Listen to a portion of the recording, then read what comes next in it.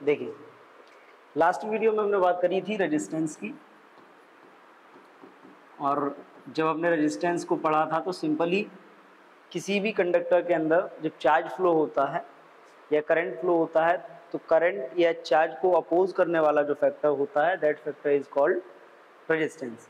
Simply जो हमने opposing factor की बात करी थी, वो जो अपोजिंग फैक्टर था वो किसके फॉर्म में था, वो कॉलिजन को हमने माना था कि कंडक्टर के अंदर जब इलेक्ट्रॉन मूव करते हैं तो कॉलिजन होता है इलेक्ट्रॉन्स का, जिससे उनकी जो मोशन है वो अपोज होती है और रेजिस्टेंस डेवलप होता है। क्लियर? फॉर्मूला हमने रेजिस्टेंस का पढ़ा था, R is equal V upon I. Clear? लेकिन जब हम कंडक्टर्स की बात करते हैं तो नॉर्मली जो कंडक्टर्स का रेजिस्टेंस होता है वो बहुत कम होता है, लेकिन अगर हमें किसी सर्किट में रेजिस्टेंस ऐड करना है या उसको रेजिस्टेंस प्रोवाइड कराना है तो हम कंडक्टर्स यूज़ नहीं कर सकते, क्योंकि कंडक्टर्स का रेजिस्टेंस बहुत लो होता है। इसके लिए हम रेजिस्टेंस को प्रोवाइड करने वाली एक डिवाइस बनाते हैं जिसको बोला जाता है रजिस्टर। नॉर्मली जो रजिस्टर होता है, रजिस्टर का फंक्शन तो होता है सर्किट को रेजिस्टेंस प्रोवाइड करना, बट जो रजिस्टर्स होते हैं नॉर्मली वो सेमीकंडक्टर मटेरियल्स के बने होते हैं और उन रजिस्टर्स को बोला जाता है carbon register. Carbon register I think आप सबने देखे होंगे। ये जो डायग्राम दिखाई दे रहा है ये डायग्राम है कार्बन रजिस्टर का। कुछ इस टाइप के होते हैं, आपने जितनी भी इलेक्ट्रॉनिक प्लेट्स देखी होंगी उनमें इस टाइप के एलिमेंट्स लगे होते हैं, और ये जो एलिमेंट्स होते हैं इन्हीं को बोलते हैं कार्बन रजिस्टर।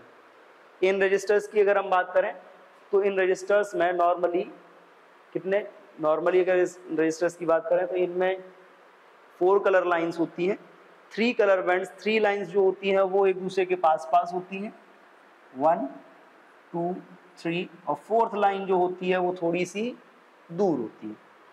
किसी भी रजिस्टर पर ये जो कार्बन रजिस्टर पर ये जो कलर्ड लाइंस होती हैं, यही लाइंस इस इसके रेजिस्टेंस की वैल्यू को डिनोट करती हैं। तो अगर हम किसी भी कार्बन रजिस्टर की बात करें, कार्बन रजिस्टर की वैल्यू कितनी होगी उसके रेजिस्टेंस की, तो उसको कैसे फाइंड करते हैं वो समझिए। अगर इस रजिस्टर की बात करी जाए तो इनमें जो 4 लाइंस होती हैं इनमें से फर्स्ट और सेकेंड लाइन जो होती है ये रेजिस्टेंस के डिजिट को डिनोट करती है। थर्ड लाइन जो होती है ये रेजिस्टेंस के मल्टीप्लायर को डिनोट करती है। फोर्थ लाइन जो होती है ये इसके टॉलरेंस को डिनोट करती है। क्लियर? अब अगर फर्स्ट सेकेंड और थर्ड लाइन की बात करें तो फर्स्ट सेकेंड और थर्ड लाइन जो होती है वो उसके digit, first second digit, third line multiplier. Actual value इन्हीं 3 लाइन से हमको मालूम पड़ती है, फोर्थ लाइन केवल टॉलरेंस के लिए। तो इन 3 लाइंस की अगर बात करें तो इन 3 लाइंस को डिनोट करने के लिए इन 3 लाइंस में नॉर्मली 10 कलर्स यूज होते हैं। वो 10 कलर्स कौन कौन से हैं और हर कलर की डिजिट क्या है, वैल्यू क्या होती है, या हर कलर का मल्टीप्लायर क्या होता है, उसके लिए हमने एक टेबल बनाई हुई है। इस टेबल के थ्रू समझते हैं। जैसे मान लीजिए जो फर्स्ट और सेकेंड लाइन होगी और जो थर्ड लाइन होगी उनमें 10 कलर्स होते हैं। वो कलर्स कौन से होते हैं? फर्स्ट कलर होता है आपका ब्लैक, सेकेंड होता है brown, third red, fourth orange, fifth yellow, sixth green, seventh blue, 8th violet, 9th grey and 10th होता है आपका व्हाइट। क्लियर? इस सीरीज में अगर हम बात करें तो कलर जो होते हैं इन कलर्स का जो डिजिट है, जो वैल्यू है वो 0 से स्टार्ट होती है। ब्लैक की डिजिट होती है 0, न्यूमेरिक वैल्यू जो ब्लैक के लिए होती है वो 0, ब्राउन के लिए 1, रेड के लिए 2, ऑरेंज के लिए 3, येलो के लिए 4, ग्रीन के लिए 5, ब्लू के लिए 6, वॉयलेट के लिए 7, ग्रे के लिए 8 और व्हाइट के लिए 9। और इनके करेस्पॉन्डिंग जो मल्टीप्लायर्स हैं जो थर्ड बैंड में यूज होते हैं वो मल्टीप्लायर्स क्या हैं? अगर जिसका डिजिट 0 है तो multiplier 10 to the power 0, digit 1 है तो 10 टू द पावर 1, डिजिट 2 है तो मल्टीप्लाई 10 टू द पावर 2। इस टाइप से डिजिट अगर 5 है तो multiply 10 to the power 5, digit अगर 8 है तो मल्टीप्लाई 10 टू द पावर 8, और जैसे व्हाइट है, व्हाइट का डिजिट 9 होता है तो मल्टीप्लाई कितना है? 10 to the power 9। Clear? Fourth band जो होता है वो टॉलरेंस बैंड होता है, और टॉलरेंस बैंड में 2 कलर होते हैं और तीसरा ऑप्शन होता है नो कलर का, that means fourth band absent होना चाहिए। कलर्स कौन कौन से होते हैं? अगर फोर्थ बैंड में गोल्डन है तो टॉलरेंस ±5% हो जाएगा, सिल्वर है तो ±10% हो जाएगा, और अगर फोर्थ बैंड नहीं है दैट मीन्स उसका जो टॉलरेंस होगा वो ±20% होगा। क्लियर? अब इसको समझिए कि जैसे मान लीजिए कि आपको कोई रेजिस्टेंस दिया जाता है, उसका कलर कोड आपको इस तरीके से दिया जाता है रेड, ग्रीन, वाइट क्लियर। और लास्ट आपको दिया गोल्ड। अब देखिए रेड का डिजिट कितना है, यहाँ पे रेड का डिजिट है 2, ग्रीन का कितना है, ग्रीन का डिजिट है 5, तो इसकी जो रेजिस्टेंस वैल्यू आएगी वो कितनी आएगी, रेड के लिए 2, ग्रीन के लिए 5, मल्टीप्लाई, थर्ड होता है मल्टीप्लाई, तो मल्टीप्लाई, व्हाइट का कितना है 10 टू दी पावर 9, तो 25 into 10 to the power 9, gold दिया है। अब जब गोल्ड की बात कर रहे हैं तो गोल्ड में कितना है टॉलरेंस, ये रेजिस्टेंस इसकी वैल्यू हो गई प्लस माइनस 5%, यानी कि ये जो रेजिस्टेंस है इसकी जो वैल्यू आएगी वो इतनी होगी, बट इन एनी केस ये प्लस 5% वेरी कर सकती है या 5% माइनस में वेरी कर सकती है, 5% ज़्यादा भी हो सकती है या 5% कम भी हो सकती है, तो ये टॉलरेंस के लिए, क्योंकि यहाँ पर जब मेजरमेंट होता है एक्चुअल नहीं हो पाता। क्लियर, क्योंकि टेम्परेचर चेंज करने पे आपने पढ़ा रेजिस्टेंस चेंज हो जाता है, इसलिए ये प्लस माइनस 5% का टॉलरेंस इसमें रखा जाता है। अब बात ये आती है कि कलर कोड तो ठीक है, 10 कलर्स होते हैं, फर्स्ट सेकंड में हम कैसे अप्लाई करते हैं वो हमको मालूम है, थर्ड में हम कैसे अप्लाई करते हैं, फोर्थ में हम कैसे अप्लाई करते हैं, तो इन कलर्स को हम याद कैसे रखेंगे, कौन से नंबर पे कौन सा कलर है। तो देखिए कलर कोड को रिमेंबर करने के लिए, याद करने के लिए एक सेंटेंस के थ्रू हम इनको लर्न कर सकते हैं, और उस सेंटेंस के थ्रू, क्या सेंटेंस है, अब देखिए उस सेंटेंस में जितने भी कैपिटल वर्ड होंगे वो हर कैपिटल वर्ड एक कलर को डिनोट करेगा, और वो सेंटेंस, इसको रिमेंबर रखने के लिए जो नॉर्मली हम सेंटेंस यूज करते हैं वो सेंटेंस होता है B Roy great boy have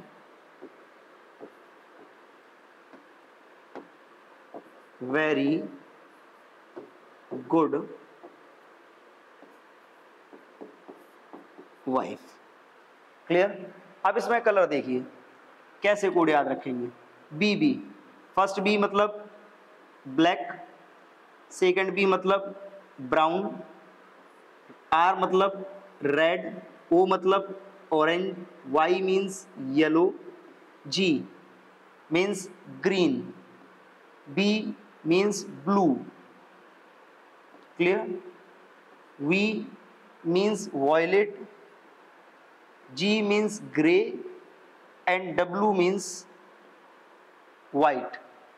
तो जो सेंटेंस है, जिस सेंटेंस के थ्रू हम कलर कोड याद रखते हैं वो सेंटेंस होता है B Roy great boy have very good wife. ठीक है, काफ़ी अच्छा सेंटेंस है, इस सेंटेंस के थ्रू आप 9 कलर कोड्स को लर्न कर सकते हो। कंफ्यूजन यहाँ पे ये होता है कि ये डबल बी और ये वाला भी कौन से, भाई क्या होगा, तो ब्लैक ब्राउन एंड ब्लू, पहले ब्लैक फिर ब्राउन फिर ब्लू। क्लियर।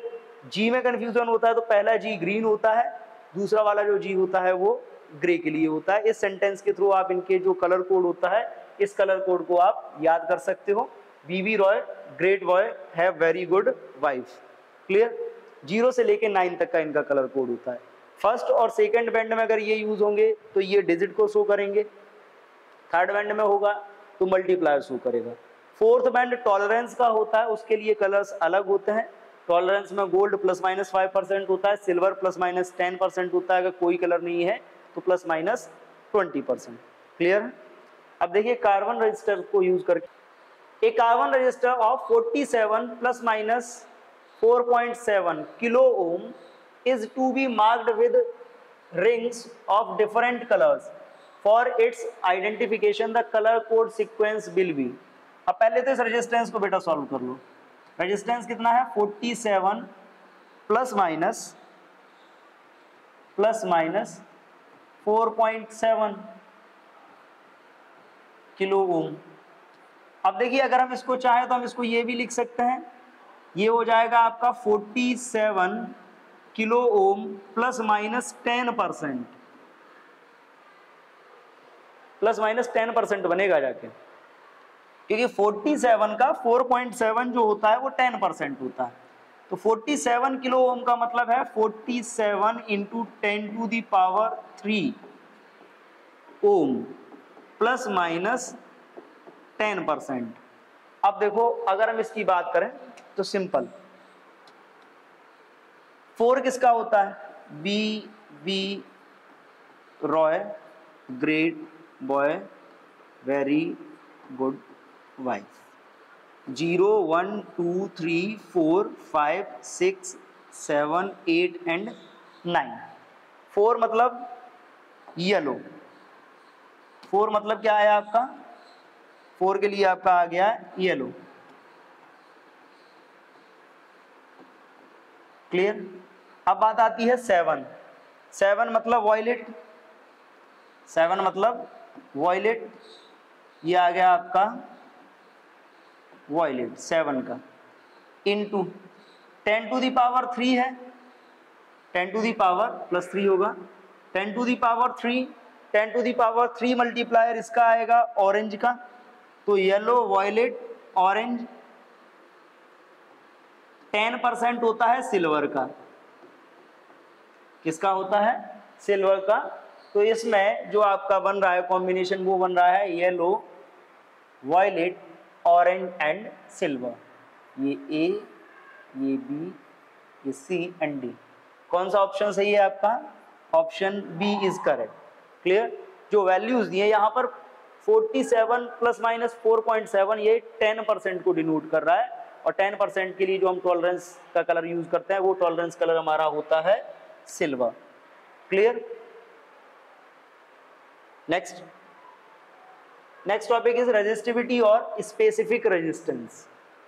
अब अगर हम बात करें, जैसे हमने रेजिस्टेंस पढ़ा, हमने रेजिस्टेंस को अफेक्ट करने वाले फैक्टर्स भी पढ़े। हमने क्या क्या फैक्टर्स पढ़े थे उनकी बात करते हैं। अगर हम फैक्टर्स की बात करें तो रेजिस्टेंस को अफेक्ट करने वाले जो फैक्टर्स हमारे पास आए थे, R is directly proportional to L and inversely proportional to A. We know the resistance of any conductor is directly proportional to its length and inversely proportional to its area. अगर हम इस equation से proportionality sign को remove करें, अगर हम इससे proportionality sign को रिमूव करते हैं तो प्रोपोर्शनलिटी साइन को रिमूव करने पे यहाँ पे एक कांस्टेंट ऐड होता है। यहाँ पे कांस्टेंट आ गया रो एंड एल बाई ए। अगर हम यहाँ से सॉल्व करें, रो की वैल्यू फाइंड करें, तो यहाँ से क्या आता है? रो इज इक्वल आता है R into A by L. In this equation this rho is a constant and that is known as resistivity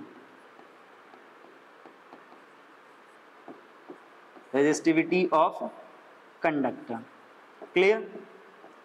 So simply we know the resistance of any conductor is directly proportional to its length and inversely proportional to its area, and in this equation a proportionality sign rho is added. That proportionality constant is called resistivity of conductor. अब अगर हम इस resistivity की बात करें तो देखिए इस रेजिस्टिविटी का हमको फॉर्मूला क्या मिलने वाला है।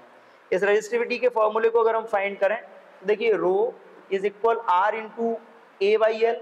आर की वैल्यू अगर हम चाहें तो हम वी अपॉन आई प्लेस कर सकते हैं into A by L. Change करेंगे तो क्या होगा? Rho is equal V upon L into A upon I. V upon L, voltage per unit length is called electric field, into A upon I upon A is equal J, that is current density. तो A upon I क्या हो जाएगा? 1 upon J के equal हो जाएगा। अगर हम इसको सॉल्व करते हैं then we got rho is equal E by J, E by J second. तो अब यहाँ पर देखिए रेजिस्टिविटी कांस्टेंट है। रेजिस्टिविटी की डेफिनेशन क्या हो सकती है? अगर हम चाहें तो हम इसको यहाँ से भी डिफाइन कर सकते हैं। यहाँ से अगर हम डिफाइन करते हैं तो यहाँ से हम कैसे डिफाइन कर सकते हैं? यहाँ से डिफाइन करने के लिए हमारे पास एक लॉजिक है। If L is equal 1 metre and A is equal 1 metre square, then in this situation जो रो होगा वो किसके इक्वल होगा? R के। Now we can say the resistance of a conductor of unit length and unit cross section area is called resistivity of that conductor. फिर से समझ लीजिए, the resistance of a conductor of unit length and unit cross section area is called resistivity of that conductor. But when we will place the value of resistance, then we will got rho is equal E by J. That means the ratio of electric field inside the conductor to the current density of conductor is also called the resistivity of conductor. किसी भी conductor में जब current flow होता है तो हम potential apply करते हैं। पोटेंशियल अप्लाई करने पे क्या होता है, कंडक्टर के अंदर एक इलेक्ट्रिक फील्ड प्रोड्यूस होता है और करंट फ्लो होने लगता है। Due to that electric field charges move करने लगते हैं। In that case the ratio of electric field and the current density inside the conductor is known as resistivity और स्पेसिफिक रेजिस्टेंस। यही जो रेजिस्टिविटी है इसी को क्या बोलते हैं, इसी को बोला जाता है स्पेसिफिक रेजिस्टेंस। क्लियर। अब बात ये आती है कि ये जो रेजिस्टिविटी या स्पेसिफिक रेजिस्टेंस है इसका यूनिट क्या होता है। तो बेटा अगर इसके यूनिट की आपसे बात करी जा रही है तो simply R into A/L। R का यूनिट ओम, एरिया का मीटर स्क्वायर अपॉन मीटर। तो मीटर से जब स्क्वायर कैंसिल हो जाएगा then we will get ohm into metre. क्या होता है इसका unit, ohm into metre. Simply हम इसको लिख सकते हैं ohm into metre. Clear. But कभी कभी क्वेश्चन ये पूछे जाते हैं कि suppose if the length of conductor is doubled then what are the changes in their resistivity. कभी कभी लेंथ और एरिया से रिलेट करके पूछा जाता है। तो बेटा एक बात याद रखो कि इस फॉर्मूले से देखने में आपको लग सकता है कि एरिया चेंज करने पे या लेंथ चेंज करने पे रेजिस्टिविटी चेंज होगी, बट नहीं होगी। क्यों नहीं होगी, यहाँ पर ये रेजिस्टिविटी टर्म आया है रो, ये लेंथ और एरिया के रेस्पेक्ट में क्या है, एक कांस्टेंट आया है। लेंथ या एरिया चेंज करने पे रेजिस्टेंस चेंज होता है, रेजिस्टिविटी चेंज नहीं होती। अगर रेजिस्टिविटी की अगर बात की जाए तो simply it is property of material, it is property of material. यानी कि आपके पास कोई भी वायर है, आप उस वायर को स्ट्रेच करके कितना भी लेंथी कर दो, स्ट्रेच करके आप कितना भी लेंथी उसको कर दीजिए, उस वायर की जो रेजिस्टिविटी है, रेजिस्टिविटी चेंज नहीं होगी। क्यों नहीं होगी, क्योंकि लेंथ और एरिया के रेस्पेक्ट में वो एक कांस्टेंट है। अब लेंथ और एरिया के रेस्पेक्ट में एक कांस्टेंट है तो हम इसका रिलेशन भी देख लेते हैं कि लेंथ और एरिया पर डिपेंड क्यों नहीं करती। तो देखिए फॉर्मूला आपने पढ़ा है rho is equal R into A/L। साथ ही साथ आपने ये भी पढ़ रखा है कि जो आपका R होता है that is equal L into M upon N E square A tau from the ohm's law. Ohm's law से जब आप इसको अप्लाई करते हो then you will got rho is equal L into M upon N E square A tau into A/L। अब इसमें समझिए इसमें क्या क्या कैंसिल हो सकता है, एरिया से एरिया, लेंथ से लेंथ। कैंसिल होने के बाद आपके पास क्या बच रहा है, आपके पास बच रहा है rho is equal M upon N E square tau. Clear. अगर आप इस रिलेशन से देखें तो रो केवल इन फैक्टर्स पे डिपेंड कर रहा है, यहाँ पे कहीं भी लेंथ और एरिया इंक्लूड नहीं हो रहे। इनमें भी m और e ये यूनिवर्सल कांस्टेंट है। m और e को अगर आप हटा देते हो तो आपको यही रिलेशन मिलता है rho is proportional to 1/n into tau. That means number density के इनवर्सली प्रोपोर्शनल होता है और रिलैक्सेशन टाइम के इनवर्सली प्रोपोर्शनल होता है, but it will not depend on the length और area of the conductor. Clear. Simply the resistance of any conductor is directly proportional to their length and inversely proportional to their area. In this equation when we will replace the proportionality sign and a constant is added, that constant rho is called the resistivity or specific resistance of conductor and it is a property of material। ये क्या है, ये material की एक property है। Simply चाहे तो हम इस फॉर्मूले से डिफाइन कर लें, चाहे हम इस फॉर्मूले से डिफाइन कर लें, बट जब हम इसको एक्सप्लोर करते हैं तो एक्सप्लोर करने पे क्या आता है, rho is equal m upon N E square tau. यहाँ से जो हमको कंक्लूजन मिलता है कि रो केवल n और टाउ पे डिपेंड करता है, लेंथ और एरिया पे डिपेंड नहीं करता। Clear. Now we can move the next topic. Next topic is conductance and conductivity. हमने दो टर्म पढ़े, एक रेजिस्टेंस और एक रेजिस्टिविटी। रेजिस्टेंस क्या होता था? Simply the opposition offered by the conductor to the flow of current और to the flow of charge, that is called the resistance. और रेजिस्टेंस से रिलेटेड जो मटेरियल की प्रॉपर्टी होती है जिसके कारण रेजिस्टेंस डेवलप होता है, that property is called resistivity. Simple. हमको ये भी मालूम है कि कंडक्टर का रेजिस्टेंस जितना कम होगा वो कंडक्टर उतना ही अच्छा होगा। उतना ही अच्छा होने का मतलब है उसमें करंट उतना ही ज़्यादा फ्लो होगा। तो अगर किसी कंडक्टर का रेजिस्टेंस कम हो रहा है तो उसमें करंट ज़्यादा फ्लो हो रहा है। ज़्यादा फ्लो होने का मतलब क्या है? वो कंडक्टर उतना ही अच्छा है। तो उसी प्रॉपर्टी को बोला जाता है कंडक्टिविटी।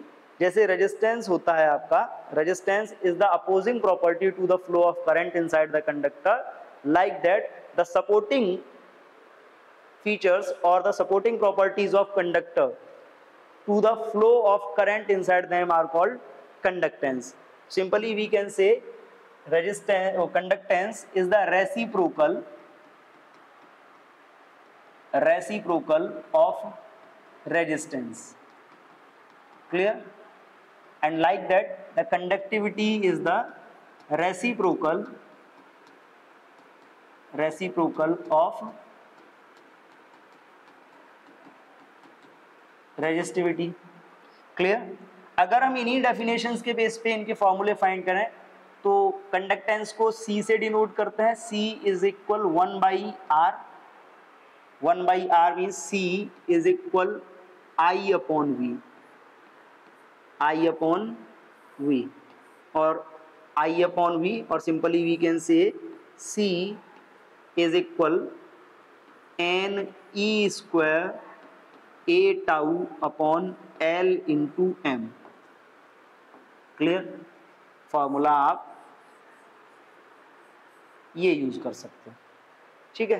रेसिप्रोकल ऑफ रेजिस्टेंस है, तो अगर हम इसके यूनिट की बात करें तो देखिए इसका यूनिट सबसे फर्स्ट तो आप लिख सकते हो ओम इनवर्स। ठीक है? या आप इसको MHO भी लिख सकते हो, मो, या आप इसको साइमन भी बोल सकते हो। तो इसका जो यूनिट होता है रेजिस्टिविटी का वैसे ऐसा ही यूनिट तो क्या है, सॉरी कंडक्टिविटी का ऐसा ही यूनिट है ohm inverse, that is also called mho, but in CGS its unit is siemens. Clear? ऐसे ही अगर हम बात करते हैं रेसिप्रोकल ऑफ रेजिस्टिविटी, कंडक्टिविटी की बात कर रहे हैं तो रेसिप्रोकल ऑफ रेजिस्टिविटी इसका फॉर्मूला होता है सिग्मा। सिंबल सिग्मा होता है, sigma is equal 1 upon rho. Sigma is equal 1 upon rho. 1 upon rho का मतलब क्या है? हम सिंपली बोल सकते हैं sigma is equal J upon E। Sigma is equal J upon E, क्योंकि हमने रो का फॉर्मूला पढ़ा था E upon J, that's why it is J upon E। Clear? और अगर J अपॉन E हो जाता है तो इसका एक फॉर्मूला आपको और मिल सकता है। वो फॉर्मूला आपको क्या मिलेगा? Sigma is equal NE square tau upon M। ठीक है? On the basis of electron theory we can say sigma is equal NE square tau upon M। Clear? Simply अगर इसके यूनिट्स की बात करी जाए, because it is the reciprocal of resistivity, तो इसका जो यूनिट होगा, पहला यूनिट आपका होगा ओम इनवर्स मीटर इनवर्स, या हम इसको बोल सकते हैं मो per metre. Clear? Mho per metre. Okay, this is the conductance, simply the reciprocal of resistance, conductivity, reciprocal of resistivity। दोनों के फार्मूले के बेस पे हमने इनके भी फार्मूले फाइंड कर लिए। कंडक्टेंस का यूनिट ओम इनवर्स या मो, और इसका यूनिट क्या होता है? Ohm inverse into metre inverse या mho per metre. Clear? Now we will move to the next topic. Next is Ohm's law in steady state. ठीक है? Ohm's law in steady state. अब देखिए ओम्स लॉ वैसे तो आपने पढ़ रखा है कि V upon I is equal constant, that is also equal R। ठीक है? But for the steady state we know that the conductance is the reciprocal of resistance. Sorry, conductivity is the reciprocal of resistivity. Resistivity का formula आप apply करते हैं तो ये क्या हो जाएगा, J बाई E. यहां से अगर आप सॉल्व करते हैं then you can find the J is equal sigma into E. Clear. और अगर आप यहाँ पे बात करते हैं तो ये जो आपका सिग्मा है, sigma is a constant that is called the conductivity. जब आप इस कांस्टेंट को रिमूव करते हो तो कांस्टेंट को रिमूव करने पे आपको मिलता है J is directly proportional to E. J is directly proportional to E. That means the current density inside any conductor is directly proportional to the applied electric field inside the conductor. This law or this equation is known as the Ohm's law in steady state. Clear? This equation is known as the Ohm's law in steady state. कुछ questions हैं resistivity conductivity से related, one by one हम इनको solve करेंगे. Question is the resistivity of copper is 1.72 into 10 to the power minus 8 ohm into meter and the number of free electrons in copper is 8.5 into 10 to the power 28 per meter cube. Find the mobility. अब यहां पर देखिए इस question में आपको resistivity मालूम है, rho is equal 1.72 into 10 to the power minus 8 ohm into metre. Number of electrons पर मीटर क्यूब एन कितना है 8.5 इंटू 10 टू दी पावर 28 पर मीटर क्यूब. मोबिलिटी फाइंड करनी है, मोबिलिटी मतलब म्यू. क्लियर. अब म्यू आपको फाइंड करना है तो आप देखिए सिंपल ही फॉर्मूला आपने क्या क्या पढ़ा हुआ है. रेजिस्टिविटी की आप बात करते हो तो रेजिस्टिविटी का फॉर्मूला क्या होता है, रो इज इक्वल होता है E by J. One by one आप सॉल्व करिए. E J का फॉर्मूला आपने क्या पढ़ा है, NE VD. J is equal क्या होता है, NE VD. अगर हम यहां पर VD की वैल्यू रखें तो E upon N into E. VD की वैल्यू होती है ड्रिफ्ट वेलोसिटी की E into tau upon E into tau upon M into capital E. Clear. VD okay okay, solve नहीं करना है इसको इतना डिटेल में. रो इज इक्वल क्या आया, E अपॉन VD. क्लियर. अगर हम यहां से बात करें तो रो इज इक्वल क्या होगा 1 upon NE into E upon VD. और E अपॉन VD देखिए आपने ये पढ़ रखा है मोबिलिटी के बारे में. मोबिलिटी जो आपकी होती है mu is equal VD upon E. अगर म्यू की वैल्यू VD अपॉन E है देन अगर आप यहां से बात करते हो तो फॉर्मूला क्या हो जाएगा, rho is equal 1 by NE. Mu is equal होता है VD अपॉन E. तो ये क्या हो जाएगा 1 upon mu, 1 upon NE into 1 upon mu. Value इधर लेके आइए तो mu is equal 1 upon NE into rho. Value find करेंगे, mu is equal 1 upon N 8.5 into 10 to the power 28 E 1.6 into 10 to the power minus 19 into rho 1.72 into 10 to the power minus 8. Clear. Mu is equal, solve करेंगे 19 and 8 27, ये बचेगा 10 to the power 1. आप जब multiply करोगे तो ये हो जाएगा 1 upon 8.5 into 1.6 into 1.72 into 10. Clear. Solve करेंगे तो ये आपका हो जाएगा 1 अपॉन 0 1 3 6, ठीक, 1 एंड 2 के बाद डिजिट लग जाएगा इनटू 17.2। क्लियर? अब देखिए 13.6 इंटू 17.2, 13.6 और 17.2 आप जब इनको मल्टीप्लाई करोगे तो ये आपका आएगा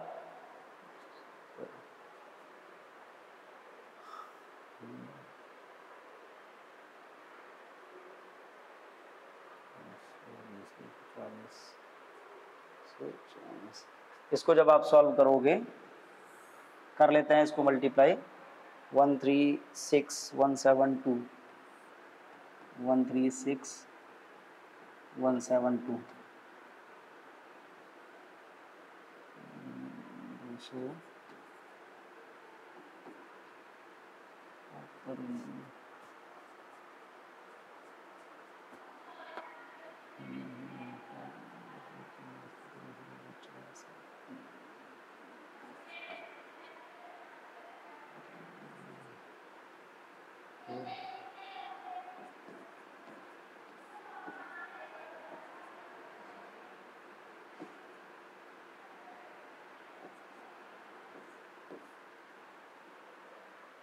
233.92, ये आपका आएगा म्यू इज इक्वल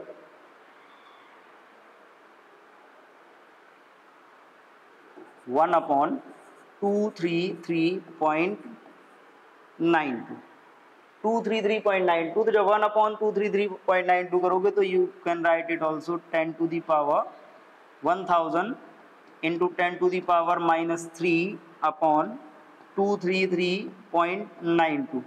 1000 में 233.92 को जब आप डिवाइड करोगे तो ये जो आपका आएगा, ये आएगा something 4.27 into 10 to the power -3।